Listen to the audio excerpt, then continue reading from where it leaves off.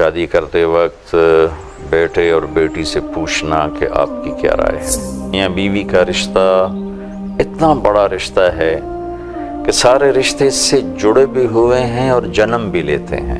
میاں بیوی کا رشتہ ایسا رشتہ ہے کہ دونوں کے ماں باپ بیچ میں ایسے دخل انداز نہ ہوں کہ یہ رشتہ خراب ہو جائے، حتیٰ کہ اولاد بھی ایسی دخل انداز نہ ہو۔ میں نے اشارہ کیا تھا کہ بعض مائیں اولاد کے پیچھے اپنے خامند کو بے عزت کر دیتی ہیں، بعض باپ اولاد کے پیچھے اپنی بیویوں کو بے عزت کر دیتے ہیں۔ تو میاں بیوی کا رشتہ ایک بنیاد ہے، اگر اس میں دراڑ پڑے گی تو پوری عمارت ہل کے رہ جائے گی۔ آپ تشریف لائے تو حضرت فاطمہ رضی اللہ تعالیٰ عنہ غمگین بیٹھی۔ آپ نے فرمایا بیٹی کیا ہوا؟ کہا یا رسول اللہ میرا اور علی کا جھگڑا ہو گیا۔ تو سبحان اللہ، آپ نے کہا علی کہاں ہے؟ کہا جی باہر نکل گیا۔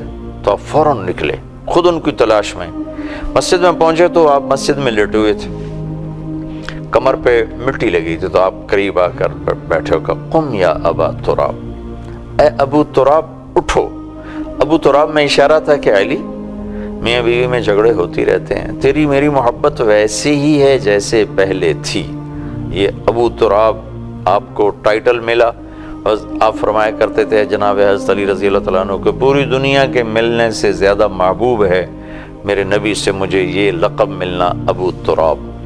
آپ نے حضرت علی کا ہاتھ پکڑا، گھر میں تشریف لائے، چونکہ چھوٹی عمر تھی، حضرت فاطمہ رضی اللہ تعالیٰ عنہ کی عمر کوئی 15 سال تھی جب ان کی شادی ہوئی، حضرت علی رضی اللہ تعالیٰ عنہ کی عمر 21.5 سال تھی جب ان کی شادی ہوئی۔ تو آپ ایسے درمیان میں لیٹے، ادھر حضرت علی کو لٹایا، ادھر حضرت فاطمہ کو لٹایا، حضرت علی کا ہاتھ اپنے ناف پہ رکھا، اس کے اوپر حضرت فاطمہ کا ہاتھ رکھا، اس کے اوپر اپنا ہاتھ رکھا، پھر کہا اب تم دونوں مجھ سے کہو ہماری صلح ہو گئی۔ تو دونوں سے کہلوایا کہ ہماری صلح ہو گئی۔ پھر آپ اٹھے بڑے خوش اتنے خوش تھے کہ چہرہ چمک رہا تھا۔ تو صحابہ نے عرض کیا یا رسول اللہ آج آپ بڑے خوش نظر آ رہے ہیں۔ فرمایا کیوں نہ خوش ہوں، میں علی و فاطمہ کی صلح کرا کے آ رہا ہوں۔ یہ ہے بڑوں کا کردار جب کوئی کھٹپٹ ہو جائے۔ پھر میں ایک آیت اس موقع پر پیش کرتا ہوں کہ اللہ تعالیٰ نے اتنی خوبصورت مثال دی ہے میاں بیوی خامد اور بیوی کے تعلق کی، ہن لباس لکم وانتم لباس لہن، واہ واہ واہ واہ، کہ تمہاری بیویاں تمہارے لباس ہیں اور تم اپنی بیویوں کے لیے لباس ہو۔ ایک دوسرے کے لیے لباس ہونے کا کیا مطلب ہے کہ زندگی خوبصورت بنتی ہے لباس کے ساتھ، جسم کی خوبصورتی ہے لباس کے ساتھ۔ تو کسی بھی مرد کی خوبصورتی ہے بیوی کے ساتھ، اور کسی بھی عورت کی خوبصورتی ہے خاوند کے ساتھ۔ سارے رشتے موجود ہوں، بیوی نہ ہو تو آدمی تنہا محسوس کرتا ہے، سارے رشتے موجود ہوں خاوند نہ ہو تو عورت اپنے آپ کو تنہا محسوس کرتی ہے۔ تو مرد کی زینت اس کی بیوی ہے، اور بیوی کے لیے زینت اس کا خاوند ہے، کہ لباس سے زینت اور خوبصورتی ملتی ہے۔ ایسے ہی یہ دونوں ایک دوسرے کی زندگی کو خوبصورت کرنے والے ہیں۔ میں آج ڈاکٹر دلدار صاحب ہیں ہمارے بڑے مہربان، وہ کپنگ کرتے ہیں، حجامہ جو میرے نبی کا طریقہ علاج ہے۔ تو وہ 1 مہینہ سوئٹزرلینڈ میں بیٹھتے ہیں اور 1 مہینہ یہاں پاکستان میں بیٹھتے ہیں۔ تو آج میں وہاں گیا تھا کپنگ کرانے، تو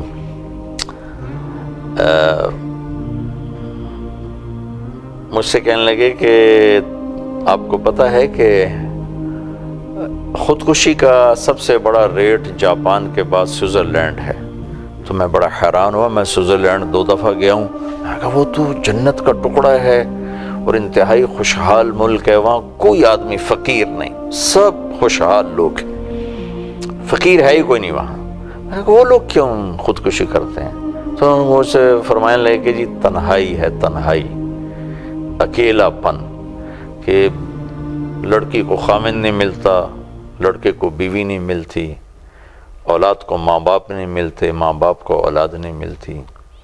تو تنہا زندگی ہے، اور اس تنہا زندگی کی وجہ سے، اور انسان تو تنہا رہ ہی نہیں سکتا، جانور تنہا نہیں رہ سکتا تو انسان کیسے؟ تو تنہائی ان کو کھاتی ہے اور پھر وہ خودکشیاں کرنے پر آتے ہیں۔ تو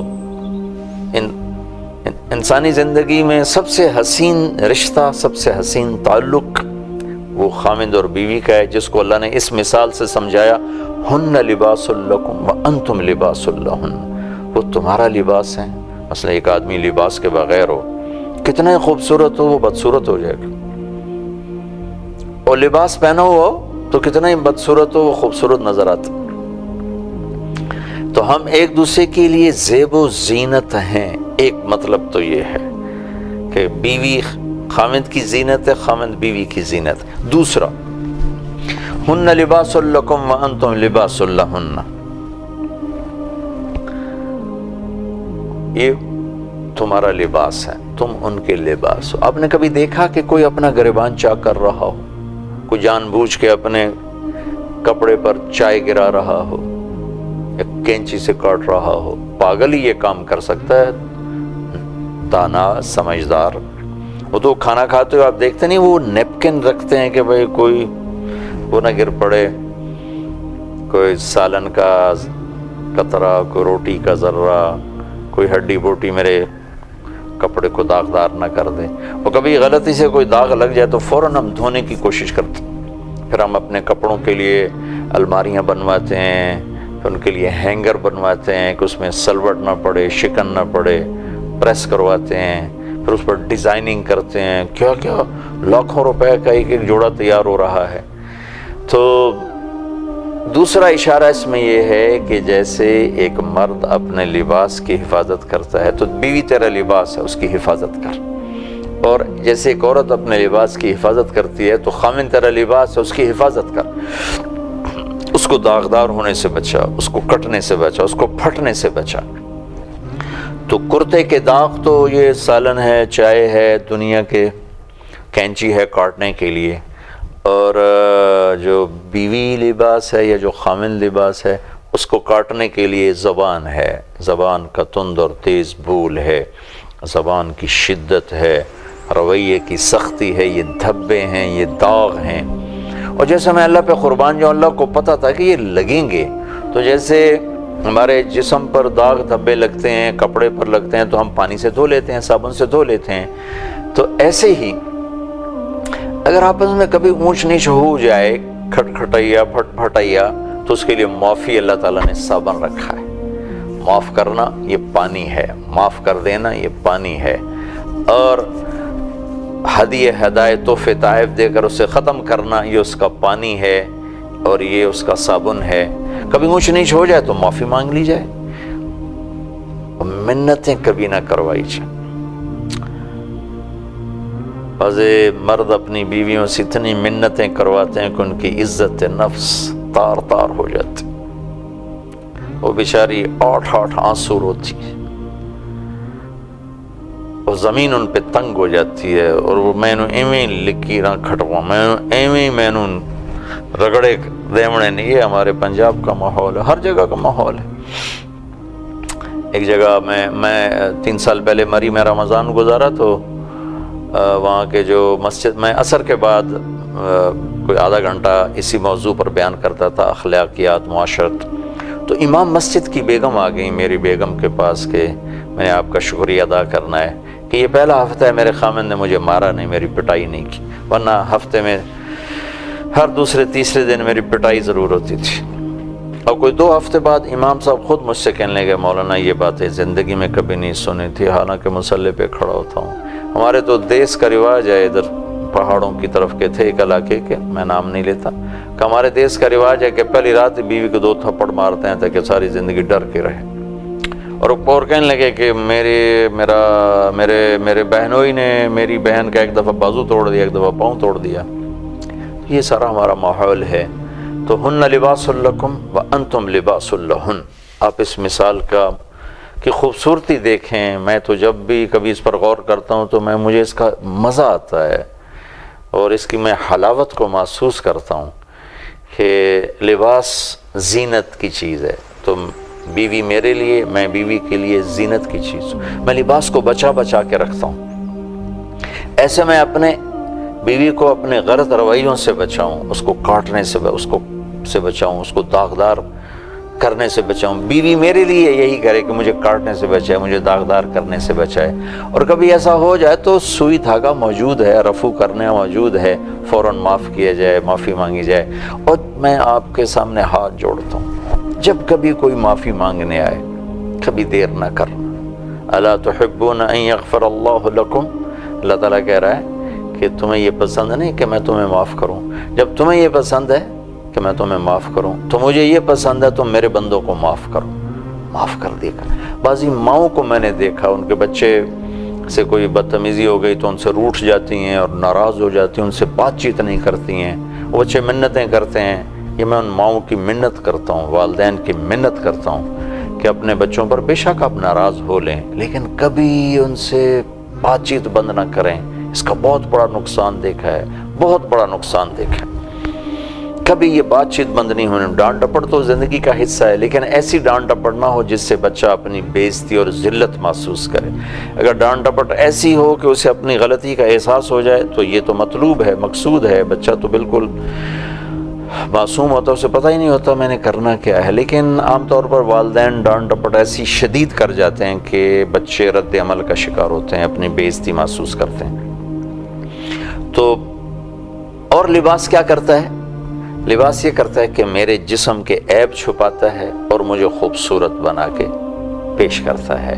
تو خامد اور بیوی کا اس تشبیہ میں ایک اور فریضہ جو بتلایا جا رہا ہے وہ کیا ہے کہ میں اپنی بیوی کی کمیاں چھپاؤں، اس کی خوبیاں واضح کروں۔ بیوی میرے لیے کیا کرے؟ وہ میری کمیاں چھپائے اور میری خوبیاں واضح کرے، میری کمیوں پر پردے ڈالے، میری خوبیاں بیان کرے۔ اور میں اپنی بیوی کے لیے کیا کروں؟ میں اس کی کمیوں کو چھپاؤں، پردے ڈالوں، اس کی خوبیوں کو واضح کروں۔ یہ لباس کے اندر ہی یہ سارے مطالب چھپے ہوئے ہیں۔ جیسے ہم لباس کو محفوظ کر کے رکھتے ہیں، ایسی ہر وقت اس رشتے کی حفاظت کرنا کہ یہ رشتہ، اس میں کوئی پھٹن نہ ہو، یہ رشتہ ٹوٹنے نہ پائے، اس میں نفرت نہ پیدا ہو۔ ایک مرتبہ حضرت ام سلمہ رضی اللہ تعالیٰ نے عرض کیا یا رسول اللہ، ایک عورت کے کئی نکاح ہو جاتے ہیں تو پھر آخرت میں وہ کس کے ساتھ ہوگی؟ تو اللہ کے نبی نے فرمایا ام سلمہ، اس کو اللہ تعالیٰ اختیار دے گا کہ تیری یہ 2 مردوں سے شادی ہوئی تھی یا 3 سے یا 4 سے تیری شادی ہوئی تھی، تو ان میں سے جو تجھے پسند ہے تو اسے اختیار کر لے۔ تو آپ نے فرمایا ام سلمہ، وہ خاتون جو سب سے زیادہ اس کے ساتھ اچھے اخلاق برتنے والا ہوگا وہ اسے اختیار کرے گی۔ پھر آپ نے فرمایا ام سلمہ، اچھے اخلاق دنیا اور آخرت کی ہر بھلائی لوٹ کے لے کے۔ تو میں یہ چند ایک باتیں اسی سلسلے میں میرے سامنے ذہن میں آئی تھیں، وہ آپ سے شیئر کر رہا ہوں۔ اس رشتے کو خوبصورت بنائیں، نہ آپس کی کھٹ پٹ سے اس کو خراب کریں، نہ اپنے والدین کی دخل اندازی سے اسے خراب کریں۔ میرے اوپر میرے والدین کا حق ہے، میری ذمہ میں ان کی خدمت کروں، لیکن اتنا حق نہیں ہے کہ وہ میرے اور میری بیوی کے تعلق کو خراب کرنا شروع کر دیں۔ بچی پر اس کے والدین کا حق ہے لیکن اتنا حق نہیں ہے کہ وہ اس بچی کے خامد اور اس کی زندگی کو خراب کرنا شروع کر دیں۔ اس ہم اپنے ایک دوسرے کے معاون اور مددگار بنیں، نفرتوں کو مٹانے والے بنیں، محبتوں کو پھیلانے والے بنیں۔ نفرتیں بڑھانا، محبتیں گھٹانا، یہ زوال شدہ قوموں کے اخلاق ہیں۔ محبتیں بڑھانا، نفرتیں گھٹانا یہ عالی مقام قوموں کا کام ہے۔ اللہ تعالیٰ مجھے آپ کو اس پر آنے کی توفیق عطا فرمائے۔ اب میری بات سن کے کوئی بیوی یہ نہ کہے دیکھا اب مولوی صاحب کیا کہہ رہے تھے اب تو خیال کر، اور خامند بیوی سے نہ کہے دیکھا مولوی صاحب کیا کہہ رہے تھے اب تو میرا خیال کر۔ خود سوچیں کہ اب میں آج سے اپنے خامند کے لیے کیا کر سکتی ہوں کہ میں اس کے دل کو لے لوں، اس کی خوشیاں خرید لوں، اور خامند یہ سوچے کہ میں اپنی بیوی کے لیے کیا کر سکتا ہوں، میں اس کے دل کو لے لوں، اس کی خوشیاں خرید لوں۔ میرے نبی نے فرمایا جب تم میں سے کوئی واپس آئے سفر سے تو اپنی بیوی کے لیے ضرور کوئی تحفہ لے کر آئے، اور کچھ نہیں تو کوئی پتھر ہی اٹھا کے لے آئے، مارنے کے لیے نہیں، تحفہ دینے کے لیے۔ بھائی کچھ نہیں جیب میں، چلو کوئی خوبصورت پتھر نظر آئے گا، میں بیگم تیرے لیے پتھر کا تحفہ لے کر آؤں، کہ ہدیہ تہادوا تحابوا، کہ میرے نبی کا فرمان ہے ہدیہ دو، اس سے محبت بڑھتی ہے، اس سے دل آدمی جیت لیتا ہے۔ تو اور ایسے ہی ایک اور چیز آخری میں اپنی بات ختم کرتا ہوں، انشاءاللہ کچھ اور باتیں ذہن میں آئیں گی تو بعد میں کہوں گا۔ اپنے گھر سے طنز کو ختم کر دیں، تانے کو ختم کر دیں، یہ اللہ کی قسم یہ آگ لگا دینے والی چیز ہے، طنز اور تانا۔ نہ اس کی ذات پر کوئی طنز ہو، نہ خامند بیوی کے ماں باپ بہن بھائیوں پر کوئی طنز کرے، نہ اس کی ذات پر، نہ بیوی اپنے خامند اور اس کے ماں باپ اور بہن بھائیوں پر طنز کرے۔ اس سے میں نے بڑے بڑے گھر اجڑتے دیکھے ہیں، اور اجاڑنے والی بھی یہی ہے اور آباد کرنے والی بھی یہی ہے۔ میرے نبی نے حضرت معاذ سے فرمایا تھا، معاذ تمہیں سارے دین کا خلاصہ بتاؤں گا؟ جی کیا؟ تو آپ نے یوں کیا تھا، پھر کہا کف ھذا، اے معاذ اس زبان کو قابو میں رکھنا، سارا دین ہاتھ میں آ جائے گا۔ اللہ مجھے آپ کو عمل کی توفیق بخشے۔ السلام علیکم۔